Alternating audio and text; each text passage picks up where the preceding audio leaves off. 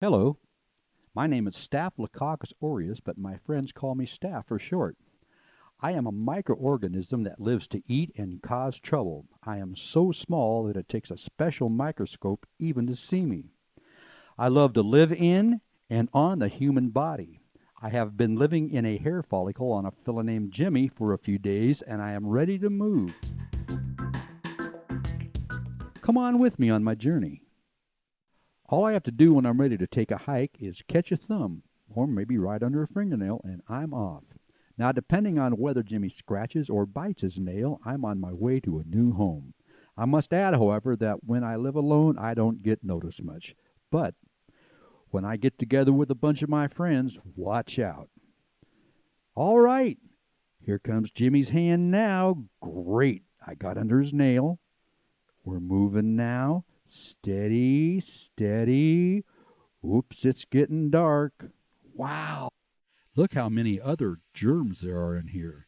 This must be Jimmy's mouth. It's dark, warm, wet, and there's food to eat everywhere. Time to swim. Let's see what this line of germs is doing over here. Hey guys, what's all the fuss and why are all of you lining up? Spirochete Sam here. You must be the new staff I've been hearing about. We're all applying to work at the acid factory. They have great jobs and the work is steady.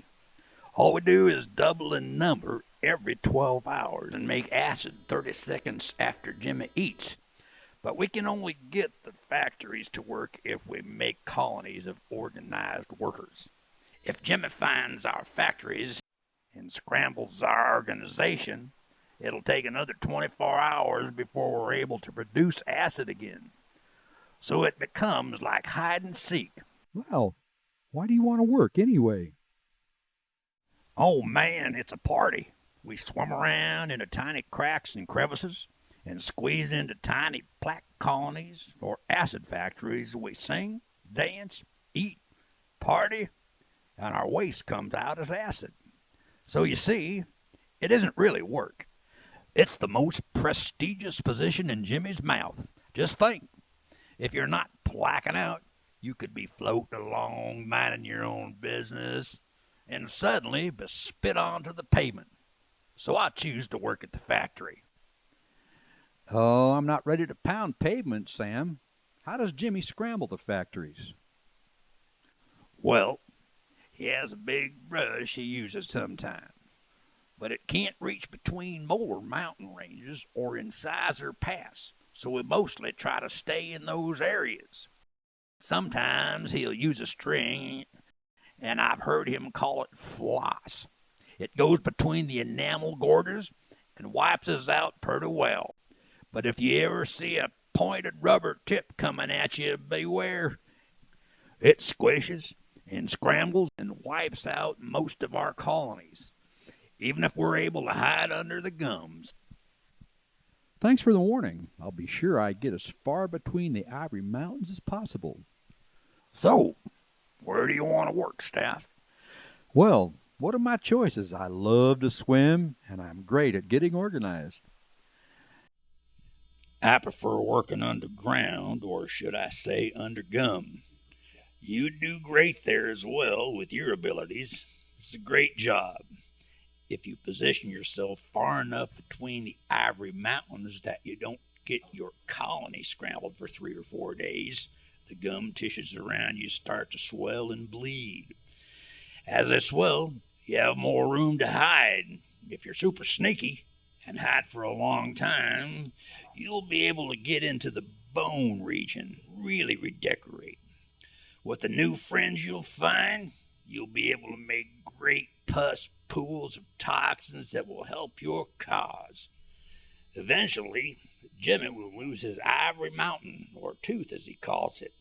The best organisms cause the loss of the complete mountain range. The longer we're around, the more organisms that collect. The more organisms that collect and organize, the more acid we make and the faster we destroy the ivories. Mostly the dentist calls this process gum disease, but we know it could also be called bacterial infection or invasion, or better yet, plaque attack. Awesome. But is there nothing that Jimmy can do? Sure, if he gets far enough into where we hide and stirs us and scrambles our colony, we'll have to work for another 24 hours before the factory can produce acids again. If he does an accurate job of scrambling us every 24 hours, he won't get acid baths on his gums, and his gums will stay happy. So when you're trying to get organized, join a group that's really hard to see. I prefer under the tongue and almost down Jimmy's throat. Cool, dude. Thanks for all the info. Where else would I work if I didn't go underground? You could always chew on the ivory with the sugar bugs. All you have to do is climb into a molar groove and hang out with a bunch of other organisms. Same principle as the underground groups, but you use the acid to melt away enamel, as opposed to irritating gums and causing swelling. The acid melts away enamel until the tooth crumbles. The more we eat, the more we invade, especially if Jimmy feeds us sugar. The trick here is to get so far into the grooves that his brush can't get near you. Just pray that the dentist dude doesn't put sealants on the groove you live in. What's a sealant? They put this medicine in the groove to kill us, and then they fill up the groove or trench of the tooth with hard plastic stuff. After this is done, it's hard to chew on the enamel. You just seem to get washed off without warning.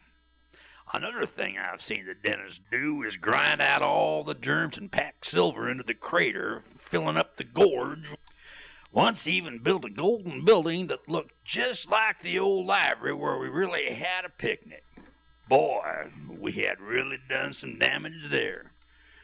Now it's prettier than ever.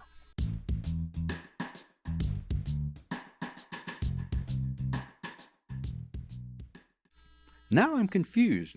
Why would you want to endanger yourself to chew with the sugar bugs? Hey! There are 1 or 2 million daredevils in every mouth. But you're a lot safer in the pus pools around Jimmy's teeth. A lot of humans don't realize that their gums should never bleed or hurt. That's why we in the underground are so successful. Oh, sorry to bug you. Allow me to introduce myself. I'm Candi. I used to date a sugar bug that was a daredevil deluxe. Hi, Candi. This is my friend Staff. How are you today? Nice to meet you both. I'm doing well, thank you. I didn't mean to listen in on your conversation, but I have been wondering why we don't just refuse to colonize and learn to live in harmony with the mouth. If we don't organize, we don't destroy. When Jimmy scrambles us, we don't die. We just can't cause damage for 24 hours, right? Hi, Candi. Not only are you cute, but you're nice, too. Thanks, Staff, but I haven't found a single germ that will refuse to colonize. Well, little lady, maybe I can help. You see, it's our nature to survive and conquer. Nothing can change that. Besides, it's so easy. Did you know that humans usually keep their toes cleaner than their mouth? And even funnier, they'll swap spit with each other before they would let someone lick their feet. Crazy! How did you get so smart? Well, believe it or not, my last hitch was in the mouth of a dentist. I learned a lot there, but he was too good at cleaning his teeth and gums, and I escaped during a sneeze. Too cool. Boy, am I ever glad I ran into you. I am ready now to go underground. Show me the way. Cowabunga, dude. Spits up. So remember, people usually have dental trouble due to bad habits, not bad teeth.